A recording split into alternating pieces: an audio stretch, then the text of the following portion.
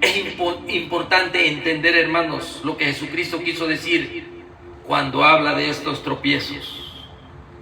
Cuando servimos de desánimo por un trato injusto que se le dé a uno de los pequeñitos.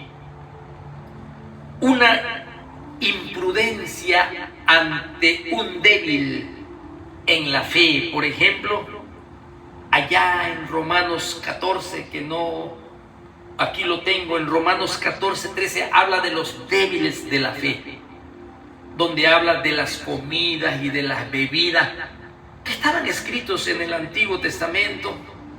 En Roma no había unidad, porque en Roma la iglesia estaba formada de judíos y gentiles, que sabemos que en el primer siglo y quizás en el segundo, judíos y gentiles estaban juntos y había desacuerdo por los días de la luna nueva, por los días quizás de los alimentos kosher, de lo que establecía la ley, y los gentiles pues pensaban otra cosa, y entonces había allí como una fricción entre judíos y gentiles.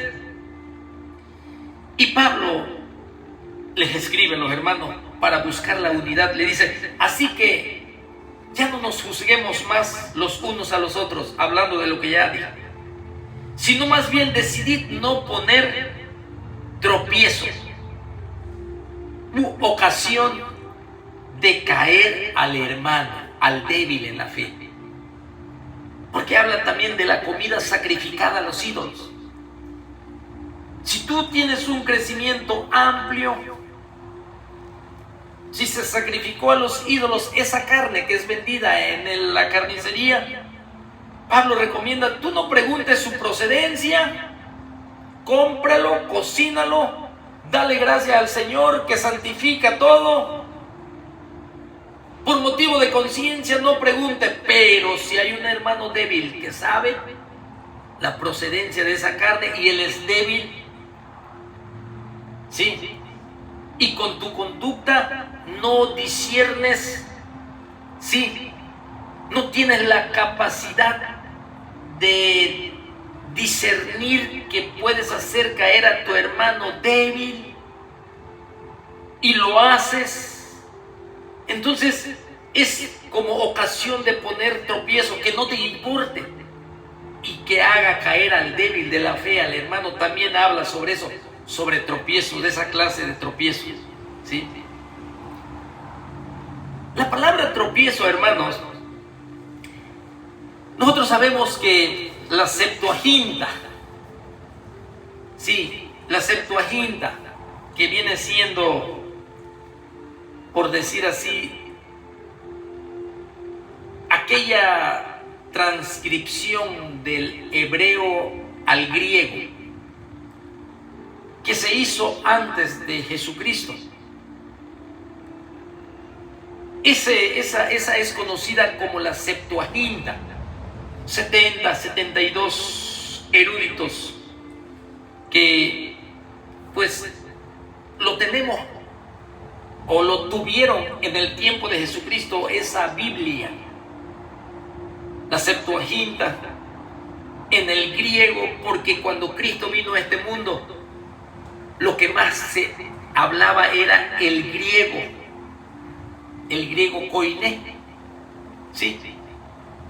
Y el griego, acuérdense que Alejandro Magno esparció el griego como cultura, o helenizó, la palabra muy común usada, como helenizó su cultura, su escritura, inclusive hasta religión, por todo el mundo conquistado. Y existía esa Biblia de los 70. Y de allí, del griego, la palabra tropiezo en griego significa escándalo. Un tropiezo es un escándalo con K. S-K-A-N-D-A-L-O-N. Escándalo. La K en español, la A, la N, la D, la A, la L, la O y la N. Escándalo. viene, ¿sí?, del griego escandalon, que significa un palo torcido, que servía ese palo como trampa y se establecía como si fuera un anzuelo en el camino, un palo así torcido para tropezar y caer. Usaban también trampas para los animales y ponían ahí. Hoy se le conoce como la carnada, quizás en aquel tiempo como el cebo. El escándalo, un palo torcido para que cayera en la trampa, ya sea el animal o quizá una persona con un palo torcido. Ese era un tropiezo, como si fuese un anzuelo. Y también era muy aplicable como piedra de tropiezo, algo para que la gente tropezara. De ahí viene esta palabra, que Jesucristo lo dice, ¿sí? Imposible que no vengan tropiezos, mas hay de aquel que hace tropezar a uno de estos mis pequeñitos. Así que aquí vemos de un ay de juicio sobre aquel que establece la piedra de tropiezo. Jesucristo no está jugando. El Señor está interesado en sus pequeñitos, en aquellos pequeñitos que le damos de latigazos. Quizás nosotros los más maduros, quizás nosotros que estamos detrás de un púlpito, y esos pequeñitos le damos con el látigo de nuestra lengua. Y como son débiles en la fe, ellos se apartan y se alejan. Pero dijo el Señor, ay de aquel, amárrate mejor una piedra de molino en el cuello y lánzate al mar. Está diciendo, es mejor que tú sufras con una muerte horrible a que hagas caer a uno de mis pequeñitos. O sea, el infractor, el que es causante del tropiezo, es mejor que tenga una muerte horrible. Una piedra de molino colgada al cuello y se arroje al mar, antes de hacer caer a uno de estos pequeñitos. Porque recuerden, Jesucristo vino a buscar y a salvar lo que se había perdido. Porque recuerden, nuestro Señor Jesucristo dice que hay que arrepentirnos, porque si no se arrepienten van a perecer. ¿Perecer en qué? En la condenación del infierno. Recuerda que Jesucristo habla y enseña que existe la eternidad, y es algo serio que los discípulos tienen que tomar, mayormente los líderes como estos discípulos, que serán líderes, apóstoles, para trabajar con multitudes. Y tienen que ser ejemplo, tienen que ser luz, tienen que ser sal, tienen que tener el conocimiento, pero practicarlo también. Así que es importante, hermanos, estos consejos prácticos de la fe para los discípulos. Muy importante. ¿Por qué? Porque estamos trabajando con almas, quizás almas perdidas, quizás niños recién nacidos que todavía no pueden caminar, todavía no pueden dar sus primeros pasos, apenas si comprendieron el plan de Dios para ser salvos. Nosotros somos los que tenemos que alimentar, no latigar. Nosotros tenemos que ser la fuente de bendición para orar por ellos, para mostrarle amor, para alimentarlos. Ellos no se pueden alimentar por sí mismos, los recién nacidos. Tenemos que dar esa leche espiritual no adulterada, no herejía. Leche pura que alimente, que nutra y que tenga una nutrición sana y que el recién nacido pueda gatear, pueda pararse, pueda caminar, pueda crecer y luego le dé honra, gloria, alabanza al Señor y pueda adorarlo en espíritu y en verdad, y el propósito del Señor sobre su vida para seguir haciendo discípulos, para seguir predicando el Evangelio, para dar buen testimonio. Ese es el de los tropiezos. Ahora, en el versículo 3 al 4, si alguien te hace tropezar, tenemos que buscar solución con él y sufrir el agravio y no pagar mal por mal, buscar solución, perdonar. Lucas 3:4 sigue diciendo el Señor: mirad por nosotros mismos. Miren lo que le dice a sus discípulos: mirad por nosotros mismos. Si tu hermano pecare contra ti, repréndele, y si se arrepintiere, perdónale. Y si 7 veces al día pecare contra ti, y 7 veces al día volviere a ti diciendo me arrepiento, perdónale. Lo más difícil para nosotros los discípulos, y mucho más para los líderes, lo más difícil es perdonar, porque no queremos admitir por nuestro orgullo que hemos fallado, que hemos ofendido. Pues si yo soy el líder, yo soy el que estoy a la cabeza, el Señor me puso a mí. Y si ya hiciste tropezar a alguien, algunos por causa del orgullo no quieren reconocer su culpa. Aquí, mirad por vosotros mismos, apóstoles y discípulos. Si tu hermano peca contra ti, repréndele. Cuando alguien peca contra ti, es necesario reprender a ese hermano en el amor. En el amor. Sí. Hermanos, para poner solución y no ser de tropiezo a un hermano, es muy necesario permanecer en la luz, permanecer en comunión, caminar con tu Señor, andar en el Espíritu, andar en obediencia.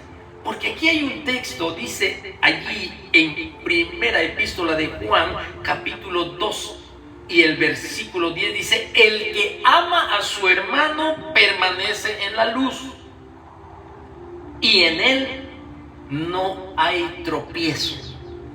La única forma para que tú no hagas tropezar a uno de tus hermanos es permanecer en la luz, permanecer en la vid, permanecer en comunión, permanecer en los consejos del Señor, permanecer en las enseñanzas del Maestro, permanecer en obediencia a su palabra. Eso es permanecer en santidad, permanecer en la luz. Quiere decir no seguir la corriente también del mundo. Quiere decir no satisfacer los deseos de la carne. Permanecer en la luz quiere decir permanecer fiel al Señor, fiel en el ministerio donde Él te puso. Así como fue fiel Aarón en la casa del Señor, así como fue fiel Moisés, así como fueron fiel los levitas en su servicio. No podemos, hermanos míos, tener en poco la obra del Señor. Porque cuando tenemos en poco la obra del Señor, es como abandonar la luz. Es no permanecer. Permanecer, hermano, la misma palabra lo explica. Es algo que está permanente. Es algo que está constante. Así como estuvo Samuel desde muy pequeño en la casa y en el tabernáculo del Dios vivo, consagrado al Señor. No había más deseo de Samuel en otras cosas más que estar como ministro, estar en la presencia del Señor, escuchar su voz y entregar su vida completa. Ya no hay tiempo para mi voluntad, ya no hay tiempo para mi futuro. Mi futuro es Cristo y es su obra. No podemos, hermanos míos, abandonar la obra del Señor y permanecer en la luz. Imposible. Porque permanecer en la luz evita el tropiezo hacia otros. Evita que tú aborrezcas a tu hermano porque no estás en la luz. Sí, mire cómo dice el versículo 11: pero el que aborrece a su hermano está en tinieblas. Y anda en tinieblas, en oscuridad. No ve, no discierne, no se da cuenta. Es tropiezo para muchos y no le importa. No escucha consejos.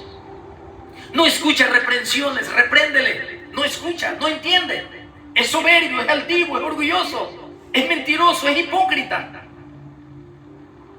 Es en tinieblas, eso es andar en tinieblas. No hay mansedumbre. No hay piedad, no hay compasión, no hay templanza, no hay paciencia. Porque anda en tinieblas, anda en oscuridad. No sabe para dónde va. Mire cómo dice, y no sabe dónde va. Porque las tinieblas le han cegado los ojos. No ama a su hermano, lo aborrece. Está cegado. No sabe a dónde va.